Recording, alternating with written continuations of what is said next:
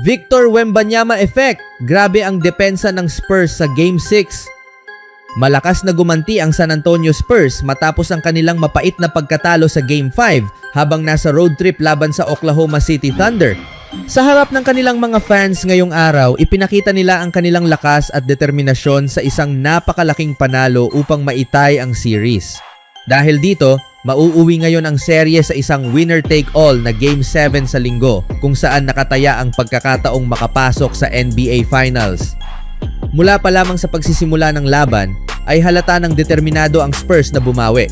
Hindi nila hinayaang makahanap agad ng ritmo ang OKC at agad nilang pinahirapan ang opensa ng kalaban. Habang hirap makascore ang Thunder, tila naman nagliyab ang Spurs mula sa labas ng court. 8 sunod-sunod na 3-point shots ang kanilang naipasok sa unang quarter pa lamang upang agad na makalamang ng 13 puntos. Ang maagang kalamangan na iyon ay nagbigay ng malaking kumpiyansa sa San Antonio. Habang tumatagal ang laro, lalo lamang naging agresibo ang kanilang depensa. Hindi lamang nila pinigilan ang opensa ng Thunder, kundi tuluyan nilang winasak ang momentum nila lalo na sa third quarter. Sa kalagitnaan ng third quarter, nagpakawala ang Spurs ng isang napakalupit na 20-0 run na tuluyang nagpabagsak sa Thunder. Halos 7 minuto at kalahati na hindi nakascore ang Oklahoma City habang tuloy-tuloy namang umaarangkada ang Spurs. Ang mas kahanga-hanga pa rito ay nagawa nila ito kahit nagpapahinga si Victor Wembanyama sa bench sa ilang bahagi ng naturang run. Kitang-kita sa larong ito ang disiplina at husay ng depensa ng Spurs bilang isang team. Bawat players ay nagtutulungan upang harangan ang daan papunta sa basket at pigilan ang mga open shot ng Thunder. Dahil dito, nagtapos ang OKC na may 13 points lamang sa third quarter, ang kanilang pinakamababang output sa isang quarter ngayong buong season. Sa pagsapit ng fourth quarter, malinaw na halos tapos na ang laban. Maaga pa lamang ay ipinasok na ng parehong team ang kanilang mga bench players habang nagpapahinga na ang kanilang mga pangunahing stars bilang paghahanda para sa napakahalagang Game 7 gaya ng inaasahan. Si Wembanyama ang naging pangunahing dahilan ng dominasyon ng Spurs. Matapos siyang mahirapan sa Game 5 kung saan nag-shoot lamang siya ng 4 of 15 mula sa field laban sa pisikal na depensa ng OKC, gumawa siya ng malaking adjustment sa Game 6. Sa halip na piliting umatake sa loob, mas maaga niyang ginamit ang kanyang outside shooting upang buksan ang depensa ng kalaban. 2 mabilis na 3-pointers agad ang pinakawalan ni Wembanyama sa unang bahagi ng laro upang magbigay ng momentum. Dahil dito, napilitang humingi agad ng timeout ang OKC habang hawak ng Spurs ang 9-2 lead. Hindi natigil doon ang mainit na shooting niya. Sa kabuuan ng laro, nagtapos siya na may 28 points, 10 rebounds, 3 blocks, at 2 steals habang nag-shoot ng 4 of 9 mula sa 3-point line. Ang mas kahanga-hanga pa ay nagawa niya ang lahat ng ito sa loob lamang ng 28 minutes. Dahil malaki na ang kalamangan ng Spurs, nagpahinga na lamang siya sa huling 9 na minuto ng laro. Kapag umaatake naman siya sa loob ng paint, hindi niya naranasan ang parehong matinding depensang hinarap niya sa nakaraang laro. Mas naging komportable siya sa kanyang galaw at mas naging epektibo ang kanyang opensa. Bukod kay Wembanyama, malaking tulong din ang ibinigay ng mga batang guards ng Spurs. Kahit hindi naging maganda ang shooting performance ng veteranong si De'Aaron Fox, nagawa pa ring punan ng iba pang players ang kanyang kakulangan sa opensa. Si Fox ay nagtapos lamang na may 5 puntos matapos mag-shoot ng 1 of 9 mula sa field, ngunit nakatulong pa rin siya sa pamamagitan ng 7 assists at 5 rebounds. Samantala, muling nagpahanga ang rookie na si Dylan Harper. Bilang leader ng second unit, nagpakita siya ng malaking kumpiyansa at maturity sa kanyang laro. Nagtala siya ng 18 points, 6 rebounds, at 4 assists habang nag-shoot ng 6 of 9 mula sa field at 2 of 3 mula sa 3-point range. Sa kabila ng kanyang murang edad, ipinakita niyang kaya niyang maglaro sa malalaking sandali ng playoffs. Isa pang batang star ng Spurs na nagpakitang gilas ay si Stephon Castle.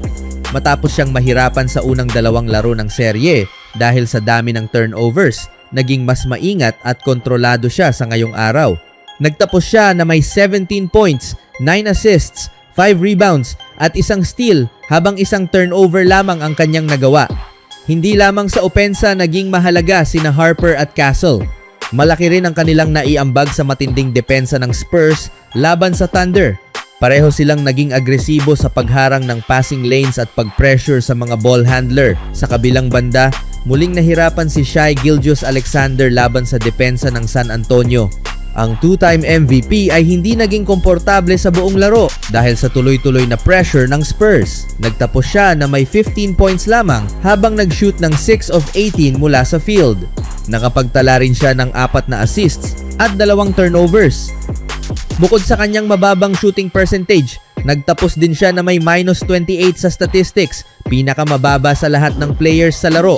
Ipinapakita nito kung gaano kahirap para sa kanila na makipagsabayan habang siya ay nasa loob ng court. Dagdag pang problema para sa Thunder ang pagbabalik ni Jalen Williams mula sa kanyang hamstring injury.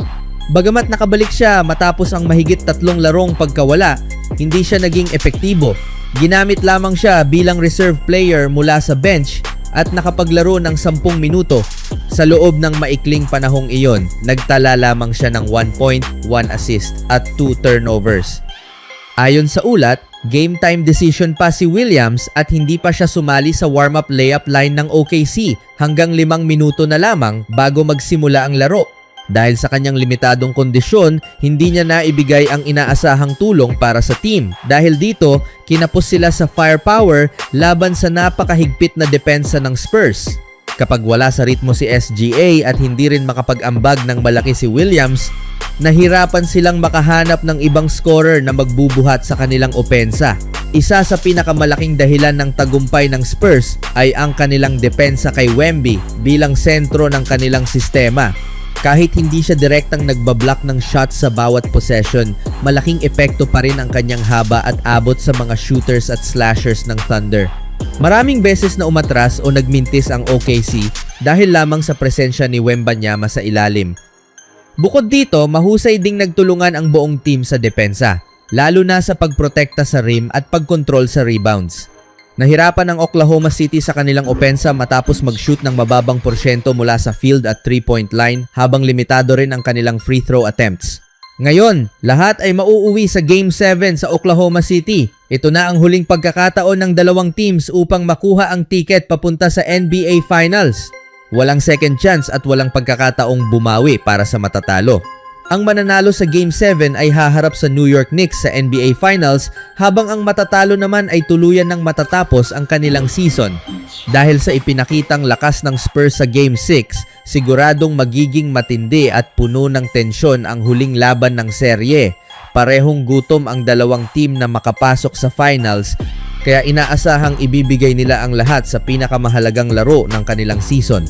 At sa laro na ito, kitang-kita ang Wemby effect kung paano nalimitahan ang Thunder sa Game 6 na ito. And it's the Wemby effect.